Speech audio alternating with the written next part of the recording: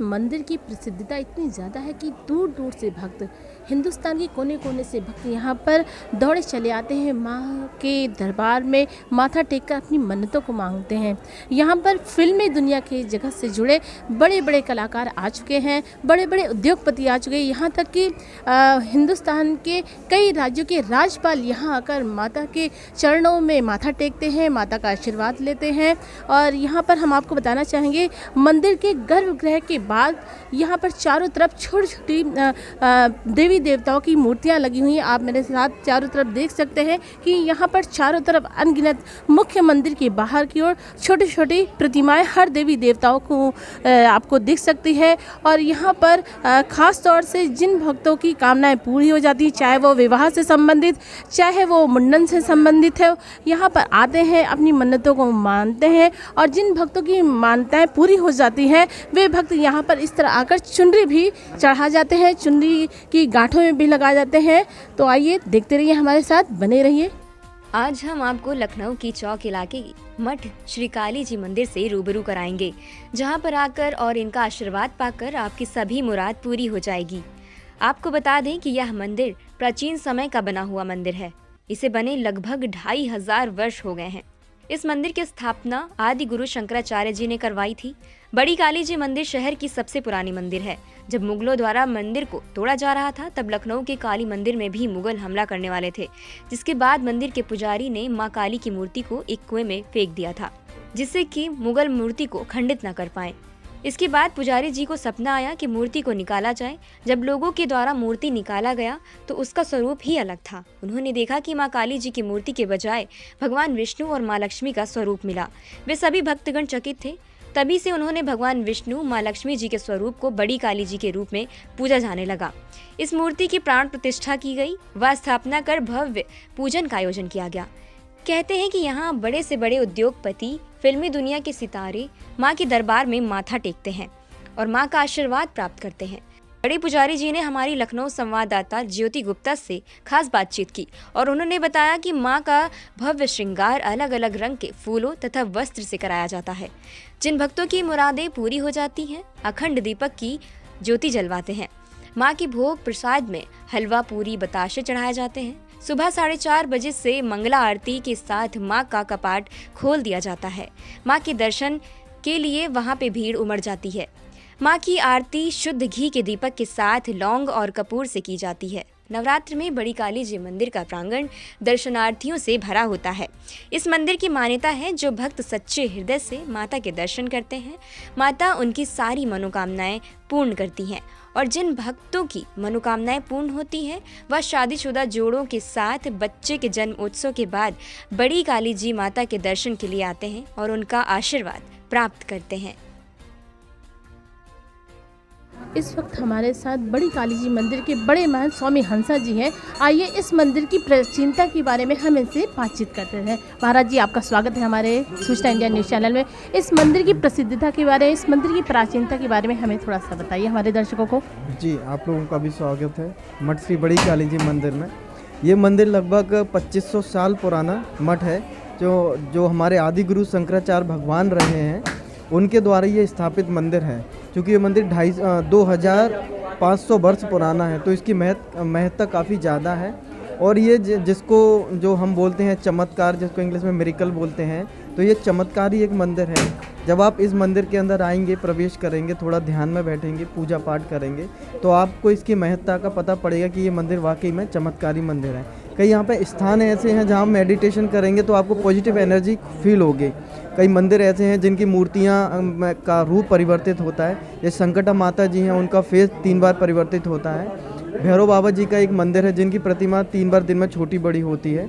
और हमारे दक्षिण मुखी हनुमान जी हैं, जो अपने पुत्र के साथ विराजमान हैं। उनके बीच में एक गैप है, उस पॉइंट पे आप बैठेंगे, ध्यान करेंगे, तो आपको जो मनोकामना होती है वो आपकी पूरी होती है।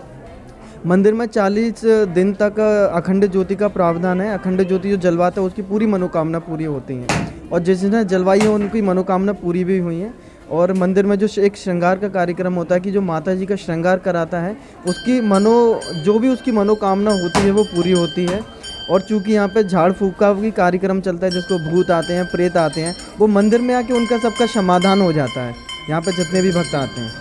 महाराज जी, क्या माता जी की विशेष प्रकार से आरती भी होती है? जी, माता जी की विशेष प्रकार से बड़ी आरती होती है, जिसमें अखंड ज्योति से ही जलाई जाती है, जिसमें घी की आरती होती है, कपूर और लौंग से जलाई जाती है। जो माता जी की लौंग से आरती जलाई जाती है, लौंग और कपूर से, उस लौंग का एक विशेष महत्व रहता है। उस लौंग को जब कोई जिसके बच्चा नहीं हो रहा होता है, जिस महिला के उसके बच्चा भी होता है, और जिसको सुख संपत्ति चाहिए, जिसको धन चाहिए, ऐश्वर्य चाहिए, वैभव चाहिए, उस लौंग का वो प्रयोग करता है प्रसाद के रूप में, तो उसको भी वो मनोवांछित फल उसको मिलता है। मान जी, हमने यहाँ देखा कि इस मंदिर के प्रांगण में करीब सैकड़ों मंदिरों की चुनरी बंधी है। इसकी क्या खास विशेषता है? अब आप ये देखिए ना, इतनी सारी चुनरियाँ बंधी हुई हैं, तो कहीं ना कहीं उसका रीज़न है कि लोगों की मनोकामना पूरी होती है, तभी तो बनती हैं। अगर मान लीजिए 100 चुनरी बंधी है और किसी की कामना 100 के बाद पूरी नहीं हो रही, तो आगे बनना बंद हो जाएगी। लेकिन हम चुनरी जैसे आज हम खुलवा देंगे उनको, उसके बाद 2 से 3 दिन के अंदर पूरी चुनरियाँ भर जाएंगे, क्योंकि लोगों की मनोकामना जो पूरी हो जाती है तो वो आके चुनरी बांधता है, या मनोकामना पहले पूरी होने से बांधता है। तो इसका ये महत्व है, इसलिए चुनरियाँ ज़्यादा बनती हैं। अब खास चीज़ है, सब भक्त आते हैं, सब वस्त्र जो हैं भक्त दान में देते हैं, फूल पत्र चढ़ाते हैं, दक्षिणा भी जमा करते हैं दान पात्र में, और काफ़ी देते हैं। बहुत दूर से यहाँ से आते हैं, ठाकुरगंज है, गोमती नगर है, बहुत दूर से आते हैं सब। जिन भक्तों की मनोकामनाएं पूरा हो जाती हैं, महाराज जी ने बताया कि वे भक्त यहाँ आकर माता का भव्य श्रृंगार कराते हैं, नए नए वस्त्रों से माता का श्रृंगार कराते हैं, और नित्य नए नए रंग के फूलों से माता का श्रृंगार कराते हैं। आप मेरे सामने देख सकते हैं माता के इन 9 रूपों का, इन 9 देवियों का आप सामने देख रहे हैं। इनकी प्रतिमा कितनी सुंदर ढंग से सजी हुई है, ऐसा लग रहा है मानो ये प्रतिमाएं अभी बोल उठेंगी।